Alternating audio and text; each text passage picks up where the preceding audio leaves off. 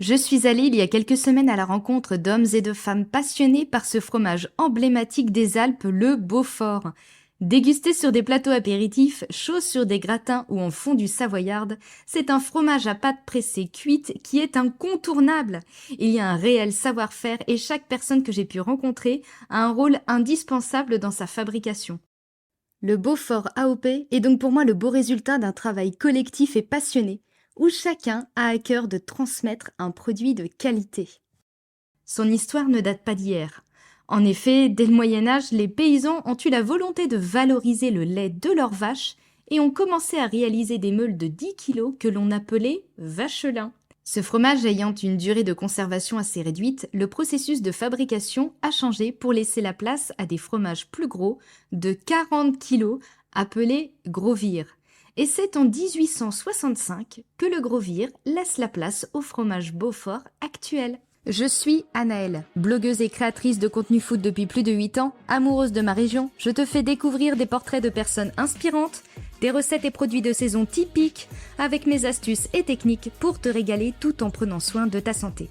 Mais aussi mes bonnes adresses culinaires et culturelles. Bienvenue dans Saveurs et Découvertes. Bonne écoute!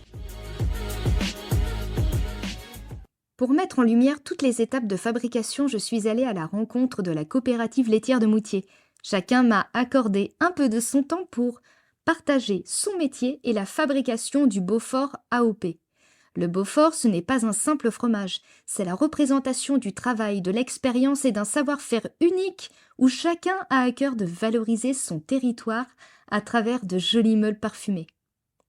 Je suis allée voir Christian Carr, agriculteur et président de la coopérative laitière de Moutier, Elsa Rousset, fromagère, et enfin Quentin Collin, caviste affineur dans la cave Le Bois. Je commence cet épisode interview avec Christian que j'ai rejoint à la traite du matin dans son exploitation. Christian travaille de 5h du matin jusqu'à 19h et partage son temps entre la traite et les travaux de la ferme. Pendant son temps libre, il passe du temps en famille, mais œuvre également pour la valorisation et la préservation du Beaufort AOP. Il préside la coopérative laitière de Moutier depuis 2016. Mais avant ça, il s'est lancé en 1987 à l'âge de 19 ans et il est parti d'une exploitation vierge où il n'y avait pas de bâtiment. Il a donc bâti son exploitation au fur et à mesure et son activité pour lui a du sens. Le fonctionnement de la filière Beaufort est fait sur le modèle d'une association. Ce sont les producteurs qui se regroupent en plusieurs coopératives. Chaque décision concernant la filière est donc discutée en amont. Les producteurs fixent eux-mêmes le prix du lait et ça leur permet de pouvoir vivre de leur travail.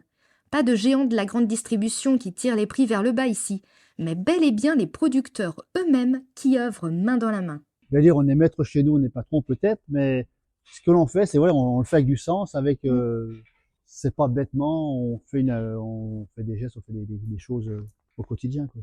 Ouais, c'est l'amour du métier, voilà. Comme dans tous les métiers, faut aimer ce qu'on fait, sinon si on fait contre cœur, on ne le fait pas. Comme dans la coopérative, bon, c'est vrai que j'ai la présidence, que c'est lui par qui faut passer, mais le temps, c'est que moi personnellement, ça me sort du métier, tu vois des gens, il y a plein de choses, de la fabrication, de l'affinage, même si je suis pas de la partie, et quand tu discutes avec les fromages et autres, ben, il y a des choses, tu dis, punaise, bah, c'est vrai que mon lait sert à faire ça, mais est-ce qu'il y a des choses à modifier, à travailler, à faire attention? C'est riche, C'est quoi. un vrai travail d'équipe au final. Le fait Ouais, de mais c'est faire intéressant parce ouais. que c'est pas qu'on se sent impliqué, mais tant qu'on n'est pas fromage et autres, il y a quand même des choses qu'on peut apporter, qu'on peut échanger, quoi. Ça ouvre l'esprit, quoi. C'est une Faut passion, vraiment puis, avoir à cœur ouais, et de... puis se dire, voilà, on se lève le matin, on sait qu'on fait quelque chose dont on est fier, on est content d'avoir fait, quoi. Moi, je suis rentré dans la filière il y a plus de 30 ans. J'aimais les Belges, j'aimais tout ça. Mais le fait d'être intégré dans le système collectif, ben, ça fait prendre conscience qu'on n'est pas tout seul. Et puis qu'au final, ce qu'on fait, je veux dire, c'est pas que c'est pour rien, mais qu'au final, on a quelque chose en vous qui fait plaisir, quoi. Il a depuis 2 ans modernisé son exploitation afin de pouvoir la transmettre. C'est quelque chose qui est important pour lui. Malgré tout, il est conscient que le repreneur devra faire face à beaucoup de challenges. Le côté vrai du métier, c'est qu'on a des contraintes, bon, financières, on a des contraintes de normes administratives, tout ça, tout ce qui régit un petit peu la façon de travailler. Mais ça devient de plus en plus lourd, faut aussi des problèmes innates. Et c'est vrai qu'il faut, quand on voit les slogans, on nourrit la France, pas la France, on nourrit les personnes, on a un métier. Le retour de ce que l'on fait pour la population, c'est vrai que des fois c'est compliqué. On nous assomme de normes, on nous assomme de plein de choses. Et c'est vrai que c'est pas que ça décourage les jeunes, mais au bout d'un moment, il faut quand même d'abord vivre de son métier, pour qu'on puisse en sortir un revenu. Mais l'autre problème, c'est que faut pas que ça décourage non plus. Ça, c'est le problème. Les coopératives, on est en gestion directe, c'est-à-dire c'est les producteurs qui gèrent la coopérative depuis la collecte du lait jusqu'à la commercialisation. Donc, on n'a pas d'intermédiaire, on y met dans notre produit, sachant que bon, c'est prenant au niveau, c'est chronophage, ça prend du temps pour s'en occuper. Mais la ligne politique de ce que l'on veut faire ou des choix qu'on doit faire au niveau commercialisation ou même investissement ou ce qu'on veut faire de notre lait, bah, bon, c'est du Beaufort, c'est sûr que c'est un beau produit qui est rémunérateur. Mais le fait d'avoir une coopérative, d'être acteur dans sa coopérative, c'est un gain de garantie au niveau sécurité au final du prix du lait. Alors pour le coup, quelles sont les démarches pour réaliser du Beaufort? Tout le monde peut le faire? Bah, pour être producteur de la Beaufort, d'abord, il faut respecter le cahier des charges, c'est un engagement dans la filière. Donc ce cahier des charges est régi donc toutes les règles de fabrication du Beaufort, du fromage, depuis le producteur de lait, depuis la fabrication de ce lait, quoi, la collecte du lait, jusqu'à sa commercialisation sous forme de fromage. Pour être producteur, ben donc c'est un engagement, c'est respecter le cahier des charges, c'est une déclaration dans son système d'exploitation qui correspond au décret au cahier des charges Beaufort. Comment ça se passe? Eh ben donc il y a des nouveaux entrants ou des personnes qui veulent être producteurs dans la filière. Ils sont suivis au niveau de la filière par l'intermédiaire des droits à produire. On a tous un droit à produire qui correspond à ce que l'on peut faire sur l'exploitation, avec des critères, avec un règlement d'attribution, qui lui peut évoluer dans le temps en fonction de l'évolution du système. Le cahier des charges à l'origine a été fait dans les années 68. Il a été fait selon un mode d'exploitation qui correspondait à ces années-là. Aujourd'hui, il y a pas mal de choses qui ont évolué. Il y a le changement climatique surtout qui influe là-dessus, au niveau d'exploitation. Mais il y a aussi les attentes et les envies des jeunes, des producteurs qui ont évolué. L'atout majeur du Beaufort est le fait que ce fromage soit reconnu par un signe de qualité, l'AOP. Son goût, sa qualité et l'attrait touristique de la région font le reste. Il a le label AOP depuis le 4 avril 1968. Tout est donc dicté dans un cahier des charges qui régit de la qualité de l'herbe jusqu'à l'affinage des meules dans la cave. Alors Christian répond à la question qui m'est souvent parvenue. Quelle est la différence entre les trois types de Beaufort? Comme c'est du lait livré à la coopérative, donc c'est du lait qui est mis en commun. La coopérative travaille selon l'endroit où est ramassé le lait, donc en dessous de 1500 mètres, c'est du Beaufort d'hiver. Entre le 1er novembre et le 31 mai, donc c'est du Beaufort d'hiver. Passé cette date, si ce lait est ramassé en dessous de 1500 mètres, mais comme c'est un mélange de lait de différents producteurs dans une coopérative, c'est du Beaufort d'été. Et le chalet d'alpage, c'est des gens qui ont un troupeau sur un alpage bien déterminé, qui fabriquent deux fois par jour. Enfin, il y a un producteur qui valorise son lait directement, qui n'a pas de mélange de lait. Donc, dans des conditions bien particulières. Et dans ce cas-là, il y a la dénomination chalet d'alpage. C'est-à-dire que là, mon lait est pris en charge et il est ramassé le matin, donc à la fin de la traite. Il ramasse le lait chaud du jour et le lait froid de la veille qui a été refroidi. Et après, c'est la coopérative qui le travaille, qui le valorise derrière. Alors que le chalet d'alpage, c'est l'agriculteur, l'été, à partir de début juin jusqu'à 1500 mètres d'altitude. C'est lui qui fait la traite, qui transforme son lait et qui le met en valeur. Alors que là, donc, les coopératives ou les ateliers privés qui ont du lait différents producteurs, c'est un travail d'équipe avec des salariés. Quelles sont les races de vaches qui peuvent produire du lait pour la réalisation du Beaufort? Christian, comme d'habitude, a tout résumé. Alors, je reviens toujours à l'idée que le Beaufort est rattaché à un territoire. Donc, sur le territoire, il y a des races ancestrales qui ont été présentes. Pour la tarentaise, donc on s'appelle nous communément la tarine, c'est la race tarentaise, mais aussi l'abondance, dont le berceau est pas très loin de chez nous, mais qui a toujours été présente sur le secteur. Donc, c'est bien deux races autorisées, l'abondance et la tarine, en race pure, pas de croisement. Mais aujourd'hui, il y a quand même une sélection qui est faite en race pure, aussi bien pour l'abondance que la tarine, ce qui fait qu'on a conservé cette typicité. C'est des races de montagne, des petites, en gabarit, c'est des petites vaches. Elles sont adaptées à l'alpage, à l'altitude. Et après, au niveau du lait, c'est vrai qu'elles ont un lait un peu plus riche du fait qu'on a axé le développement de la production laitière pour faire du lait fromageable. Les producteurs sont au plus proche de la nature. Le changement climatique change leurs habitudes et il faut donc s'adapter. Bah, le changement climatique, ça influe sur la pousse de l'herbe, sur les pratiques aussi, parce que bon, on décale les montants d'alpage, on décale le fonctionnement, même nous, les coopératives ou les ateliers qui ramassent, ça chamboule un petit peu les tournées, les façons de faire, quoi. Donc, il y a l'alimentation, il y a même les animaux eux-mêmes, que bon, les coups de chaleur, les coups de gros mauvais temps, de pluie, les périodes de pluie assez longues. Nous, on en subit les conséquences, mais les animaux, faut pas les oublier aussi. Ça influe sur la production laitière, mais après, tout ce qui est le parasitage aussi. C'est-à-dire, avec les coups de chaleur, on voit apparaître des maladies, des choses qu'on n'avait pas auparavant. Des insectes qui arrivent de pays chauds, des pays du haut réchauffement, qui viennent chez nous. Et c'est des maladies qu'on n'a pas jusqu'à maintenant, qu'on rencontre et qu'il faut s'adapter. et qu'il faut essayer de faire au mieux pour soit les contrer ou qu'il n'y ait pas d'influence négative sur les animaux, quoi. Il a pu m'expliquer aussi que l'entraide est primordiale. Les troupeaux sont souvent réunis afin qu'ils puissent paître dans les alpages. Mais ce n'est pas Christian qui fait la traite l'été. Il confie ses vaches à des salariés. De son côté, il s'occupe de récolter les foins pour l'hiver. La surveillance est alors l'affaire de plusieurs personnes avec les groupements pastoraux, ce qui leur permet d'être un peu plus sereins. Mais ça n'enlève rien à la routine habituelle. Traire les vaches matin et soir malgré la mise en alpage. Et quand une vache se blesse et a besoin d'être rapatriée dans la vallée, je vous laisse imaginer les contraintes qui en découlent.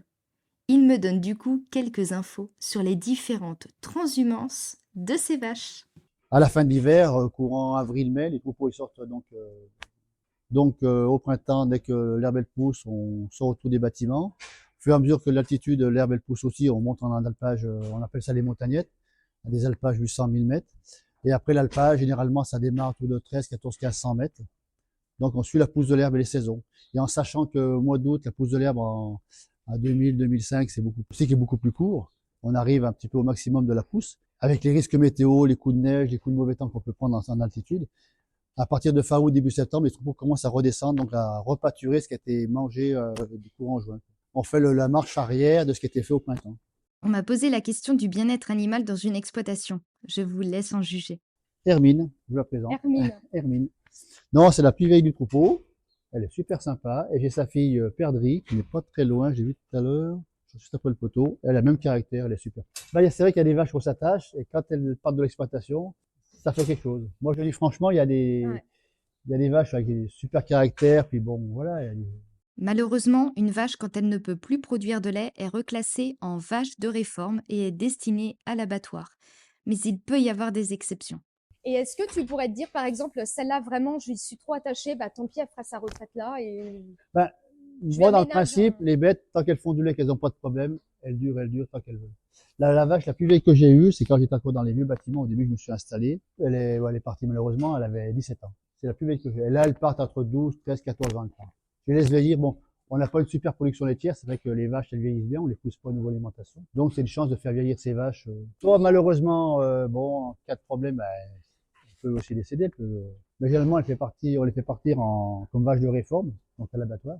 Et la finalité, ben, c'est qu'elles vont faire de la viande derrière. Même l'âge qu'elles ont, c'est pas une viande de grande qualité, mais c'est de la viande quand même. est-ce qu'il y a peut-être des dispositifs pour prendre des vaches retraitées, pour qu'elles finissent Ben, il y leur a des jour, gens, c'est vrai que, ouais, on voit sur les réseaux, comme là, il y a pas longtemps, il y a le gars du Cré-Coquet qui est pas loin de chez moi. Une vache qui était un petit peu, beaucoup de sentiments avec. Bah, eux, qu'elle parte à l'abattoir, ils ont trouvé quelqu'un qui vont la laisser vieillir, chez eux, quoi. C'est C'est quelque rare. chose que tu pourrais faire? Bah, si je trouve quelqu'un sur une bête qui me fait plaisir, je sais pas. On sait que c'est un sacrifice financier parce que bon, c'est quand même une certaine valeur. Mais après, c'est un choix de l'éleveur, quoi. Quand elle passe 10, 14, 15 ans dans une exploitation, que tu es au contact quasiment au jour le jour, ouais, moi, je dis, c'est des vaches attachantes. Elles sont chiantes parce que c'est un petit peu des bons caractères, des super sympas. On peut facilement se perdre dans les différents labels. J'ai pu poser la question à Christian du bien fondé d'une éventuelle certification bio sur le Beaufort. Alors, le lait, même le Beaufort en général, on peut dire qu'il est bio, quoi, parce que bon, au niveau des cahiers des charges, on restreint donc les fertilisations. Les boues d'épandage sont interdites. Les produits fermentés sont interdits aussi. Il n'y a que la partie médicamenteuse, c'est-à-dire le soin des animaux avec les soins vétérinaires, donc les antibiotiques. Et encore, on est quand même plus restreint, il y a quand même une prise de conscience à ce niveau-là. Mais c'est vrai que on n'a jamais demandé le label bio au lait à Beaufort, même le Beaufort lui-même, parce que c'est dans la pratique, dans le cahier des charges, on respecte on respecte ces critères du bio, quoi. Donc, Et la fertilisation, c'est vrai qu'elle est très très limitée chez nous. Il y en a quasiment peu, hormis quelques endroits, mais c'est vraiment atypique, quoi. Dans le système d'exploitation, on respecte, on travaille à base de fourrage local. Enfin, il y a pas mal de choses qui fait qu'on n'a pas de pesticides, on n'a pas de culture avec tous ces risques de pesticides, de produits autres que de produits naturels, quoi. Concentré qu'on met donc en complément de la ration, donc du foin. Il y a un cahier des charges aussi, donc on n'a pas droit aux OGM, aux additifs, à des produits qui sont un petit peu contraires à notre philosophie du Beaufort, quoi. Est-ce que ça vaut la peine de demander le bio alors que de nous-mêmes, du fait de nos pratiques, on le fait naturellement? Est-ce que c'est pas non plus une reconnaissance du métier, du produit que l'on fait, sans rajouter des labels, parce que bon, Un label, ça met des contraintes pour y arriver. Alors que nous, les contraintes, les cahiers des charges, et c'est quelque chose qu'on fait déjà au quotidien depuis. Après, le bio, c'est vrai que c'était, moi, personnellement, ce que j'en pense, c'est très bien parce qu'on encadre un petit peu certaines choses à l'origine du bio, mais le bio, après, tout le monde s'engouffre dans ce label, on arrive un petit peu à tout et n'importe quoi. Dans l'esprit des gens, il y a pas aussi une confusion, parce qu'on a le label bio, on a le label viande rouge, on a le label, pas mal de labels là-dessus. Donc, au bout d'un moment, on arrive à une multitude de choses que les gens, on s'y perd. Et comme je reviens à l'histoire de bleu à Beaufort, du fait des pratiques, on n'a rien inventé, on fait ce qui se faisait auparavant par rapport aux anciens, ce qu'ils avaient sous la main. Donc, on n'a pas rajouté des choses qui cachent ou qui dénaturent le lait ou ce que l'on fait dans les pratiques. Donc, c'est pour ça, à poser un label bio sur notre Beaufort, est-ce que c'est pas mettre un doute aux consommateurs, dire tiens, ils ont mis un label parce qu'ils ont fait quelque chose pour y arriver, alors que là, naturellement, on le fait. Pour terminer la partie avec Christian, je lui ai demandé la fameuse question de fin. Comment est-ce qu'il voit la filière dans 10 ans? J'espère qu'il y aura le maximum de producteurs sur l'ensemble du territoire, déjà ça. Que le fromage, il évolue, c'est vrai, mais qu'on conserve un petit peu ce fromage un petit peu atypique. Bon, il faut que les gens ils s'intègrent, il faut leur faire leur place, c'est normal, c'est la suite. Moi, je pense que le tissu au niveau des producteurs, faut qu'il y en ait un peu partout. C'est ce qui fait vivre un petit peu les territoires, la société qui vit avec. Nous, on a besoin de la société aussi pour vivre notre métier. C'est aussi un échange. Mais je pense qu'il faut qu'il y ait le maximum de personnes et puis que les gens ils s'impliquent. L'aspect collectif, c'est une richesse qu'il faut surtout pas perdre. En commun, les moyens pour arriver à faire ce que l'on fait. Que tout seul, c'est vrai c'est pas dit qu'on puisse faire ce qu'on a fait. Est-ce qu'on fait nos anciens, ça c'est quelque chose qu'il faut pas perdre. C'est-à-dire, c'est une leçon qu'ils nous donnent parce que bon, ils ont quand même réfléchi à quelque chose qui est cohérent, qui correspond à ce qu'on fait chez nous. Il faut le continuer peut-être d'une façon un petit peu différente pour faire, faut faire attention à ce que l'on fait, quoi. Ce que les jeunes vont faire par la suite, quoi. Ouais, faut pas perdre son âme là-dedans, quoi. Ouais. Maintenant, je retrouve Elsa, fromagère à la coopérative laitière de Moutier, qui va m'expliquer la fabrication du Beaufort AOP et son métier. Une fois que le producteur a terminé sa traite du matin, son lait est entreposé dans une cuve en attendant le camion citerne de la coopérative. Le lait est versé dans de grandes cuves en cuivre de 7300 litres, ce qui correspond à la production de 12 Beauforts. Je vous épargne les calculs, mais pour le coup, une grande meule de fromage de 40 kg nécessite 400 à 450 litres de lait. Alors imaginez un peu les quantités de lait nécessaires pour remplir une cave d'affinage. Avec le cahier des charges pour la labellisation AOP, toutes les étapes de la collecte à l'affinage sont codifiées. Dans ces grandes cuves en cuivre, on ajoute le lait collecté du jour. Ce lait chauffé à 33 degrés est ensuite emprésuré de façon naturelle et traditionnelle avec de la caillette de veau, entre autres. Ce lait va alors former comme un flan. Elsa m'explique le test qui est fait à cette étape. Tu vérifies si ton gel il est assez ferme pour le découper, puisque s'il n'est pas assez ferme, tu fais de la soupe. Le lait caillé est alors tranché dans des cuves pour faire ressortir le petit lait. Les petits grains de lait caillé sont ensuite constamment brassés et chauffés progressivement à 54 degrés, toujours dans le but de faire ressortir tout le petit lait. Le mélange est alors versé dans le moule puis pressé pendant une vingtaine d'heures. Les fromages sont alors retournés plusieurs fois et le moule resserré avant de partir en cave. Elsa m'en dit un peu plus. Alors, ajustez un peu le son pendant cette partie. Malheureusement, le son est bien parasité par les machines autour. À 90-97, en gros à ébullition. Ensuite, une fois que le petit lait il arrive à ébullition, on va précipiter les protéines sériques avec de l'huile. Donc c'est un vinaigre à partir de lactosérum ou de petit lait. Et ça va nous faciliter de l'huile, ça va couper les protéines et ça va les faire remonter à la surface. Donc, comme ça, on aura une recuite qui sera belle pour faire les frites d'œufs. Elsa m'a ensuite expliqué son métier, mais aussi la direction qu'elle souhaite prendre et toujours dans la filière Beaufort. Ça témoigne vraiment de la passion de chacun des intervenants qui réalise ce beau fromage. Moi, je sais que j'aimerais bien, enfin, je veux déjà faire quelques années en coopérative, mais j'aimerais beaucoup aller en alpage, le faire pendant les saisons et tout. Après, je sais que c'est vachement physique, donc tu voudrais faire du Beaufort de chalet d'alpage, en fait. Ouais, mais ça doit être chouette, ça. Là, en fait, c'est beaucoup plus physique, mais comme tu as beaucoup moins de litrage à faire, c'est quand même... Là, tu vois, on fait 44 fromages. Donc, en alpage, des fois, ils en font 6 maximum. Tu vois, même si tu es tout seul, tu fais 2 fabrications par jour. Du coup, ça veut dire 3 fromages. Et c'est pareil, quand tu es en chalet d'alpage, tu as certaines... le cahier des charges est encore plus strict. C'est maintenant Quentin, caviste affineur, qui a été mon hôte.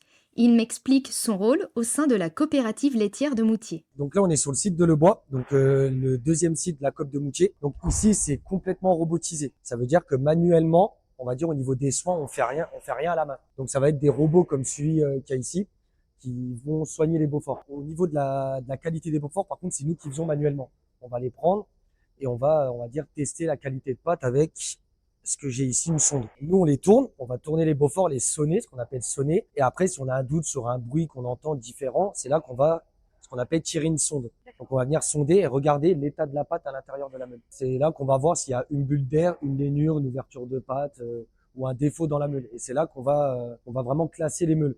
Une belle meule qui a aucun défaut, on parle vraiment pas de la croûte, tout ça, on va vraiment parler que de la pâte. Si la pâte elle est vraiment lisse, nickel, ce sera un beau Beaufort. Et sinon, il passera en lainé, c'est-à-dire qu'il y a une ouverture dans la pâte. Ici, on a 10 caves, mais il y a 1088, donc ça fait à peu près une capacité de stockage ici à Lebois de 13 000 meules. Donc sinon, tout ce qui est vraiment le soin à la main, les tournées, ici, il y a tellement de caves, c'est tellement rempli, ils ont mis 3 robots.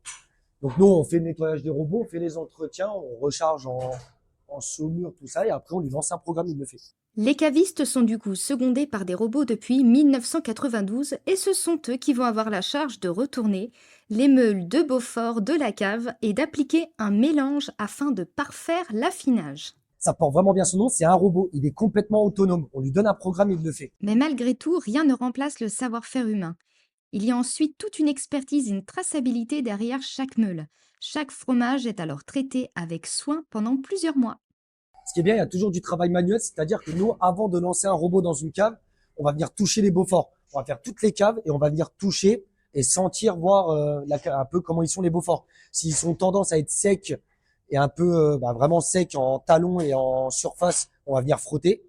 Et s'ils sont humides, on va enlever, que des fois il y a de l'eau dans la cave, on va racler la cave et on va mettre ce qu'on appelle des planchers chauffants. Nous, on a un programme et en fait, ça va venir réchauffer la cave pour vraiment assécher les Beauforts. Vous avez vu, on peut voir la différence. Ça, c'est un Beaufort qui a été fait le 21. On est le 24. Donc, il a été fabriqué il y a 3 jours parce qu'il y a un cycle. C'est qu'il est fabriqué. Et après, il est travaillé cercle, toile. Ensuite, ils viennent, comme on peut voir derrière, sur des racles. Donc, encore cerclés en bois. Et ensuite, ils sont envoyés en saumure 24 heures pour qu'ils durcissent. Ils sont là, on pourra voir la différence. Là, il est tout dur. Et dans les racks, il sera tout mou et encore chaud. Et donc, ça, c'est ce qu'on va appeler un Beaufort frais. Et à l'affinage, on va injecter avec le robot ce qu'on appelle de la morge et de la saumure. Donc saumure OSL et la morge, résidu de frottement avec la saumure et le Beaufort. Et ça donne une couleur un peu orangée, liquide. Pour affiner un Beaufort, c'est simple. À partir de 1 à 2 mois, il faut le frotter saumure et morge. Après, ce qu'on va appeler, comme on a vu dans le cas, moyen affiné. Donc on va venir injecter tout doucement pour redonner de la couleur, de la morge et de la saumure. Et à partir de 5 mois, on va injecter que de la saumure. C'est pour éviter tout ce qui est ce qu'on appelle la fleur blanche. En fait, la saumure la broche va enlever ça. Et on va venir tout doucement, en fait, le soigner pour qu'il garde sa belle couleur. Et pour qu'il soit vendu, il faut au minimum 5 mois et après, il n'y a pas de limite. On a déjà gardé des Beauforts à Moutier qui avaient 1 an et demi, 2 ans. Ça reste un vin. Un vin, il peut rester 10 ans en cave. S'il est bouchonné, tant pis. Par contre, un Beaufort, c'est pareil. Autant il peut rester 2 ans. On tire une sonde, on goûte, il est super bon. Les arômes ressortent, les saveurs. Et on va le vendre forcément un peu plus cher. Et ça se peut, que malheureusement, au bout de 2 ans, on goûte, il n'est pas du tout bon et ça va partir soit à la fonte ou soit au râpé. La meule de Beaufort est comme tatouée afin de pouvoir la suivre si besoin et des échantillonnages sont réalisés pour toujours tester le lait. En sortie de fabrication, des fois, je crois que c'est au début du mois, ils tirent des sondes ou certaines cuves et ils envoient des sondes à l'analyse pour voir un peu la qualité du lait. Donc c'est pour ça, oui, ça fait des trous comme ça. Mais ça va venir refaire une croûte par la suite, ça se verra plus. Chaque chute de Beaufort est valorisée ensuite un maximum pour ne rien gâcher. Et là, je pense que vous allez être aussi étonnés que moi. Donc on va le râper pour faire les sachets de fondu parce qu'il n'aura pas un goût Beaufort. Ça finit en fondu ou à la fonte pour faire tout ce qui tout ça. En fait, quand on taille les frais, donc là, c'est les Beauforts, je vous disais, qui sont là, on peut toucher, ils sont mous. Le cerclage, en fait, c'est les fromagers, donc ils cerclent. Ça peut arriver, ça, c'est ce qu'on appelle de la rognure. Et en fait, nous, tous les matins, on a les Beauforts d'il y a 3 jours et on vient les tailler. Ça veut dire, on prend un autre pinel, donc il n'y a plus le cercle, tout ça, on a le Beaufort comme il est en 4, et on vient en fait donner, on va dire esthétiquement, lui redonner sa forme. Et en fait, cette rognure, ça part à la fonte, c'est fait pour faire la. Faut regarder derrière les papiers de vous dire que c'est de la rognure de Beaufort, tout ça. Donc ça, c'est la bordure là qui dépasse. À la fin, vraiment dans le cycle à la fin, il sert à faire la. Enfin, comme chaque personne que j'ai pu voir pendant cette journée, Quentin m'explique son parcours et sa passion du métier. Alors, ça va faire 2 ans et demi que je suis ici. Donc, je suis passé par service livraison et après, je suis passé en tant que caviste. Et à la base, j'ai des diplômes d'éducateur sportif. À la base, je suis éducateur sportif. Et je suis arrivé dans la région il y a 3 ans. J'ai pas trouvé vraiment un job qui, même dans ma branche, qui m'interpellait, que vraiment j'étais bien dedans. Donc, je me suis orienté, j'avais des connaissances sur la COP de Moutier. Donc, j'ai fait service livraison, je suis passé en cave et après, la passion, elle est venue comme ça. Vraiment, le côté technique, vraiment l'apparence, l'odeur, tout ça, faire attention aux moindres détails. Et je pense, ouais, j'en ferai mon métier, je pense. Non, franchement, c'est cool. Même moi, je m'y attendais pas. Je me suis dit, je me laisse un an en cave, voir ce que ça donnait. En fait, j'ai vraiment accroché, vraiment côté technique, tout ça, faire attention. Franchement, j'ai bien aimé. Même le contact un peu avec les gens. J'étais venu en vacances pendant 2, 3 ans. Bon, après, on va dire, entre guillemets, tomber amoureux de la région, la montagne, tout ça.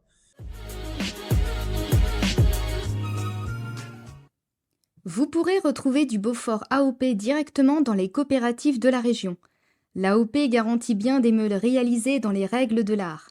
Quand vous achèterez un morceau de Beaufort, ne voyez pas ce morceau comme un simple fromage, mais comme un travail, une expertise, un savoir-faire et un amour du métier transmis par chacun de ses acteurs. Je remercie la coopérative laitière de Moutier et la filière Beaufort qui m'ont ouvert leurs portes, et si vous avez apprécié écouter cet épisode, sachez que tout est retranscrit sur le blog avec des infos supplémentaires, mais aussi les photos de ma journée avec la vidéo sur mon compte Instagram. J'espère que cet épisode sur le Beaufort AOP vous a plu autant qu'à moi et que vous aurez envie d'en manger un morceau à la fin de cet épisode. N'hésitez pas à me laisser vos retours, avis et notes 5 étoiles sur votre plateforme d'écoute préférée. À bientôt!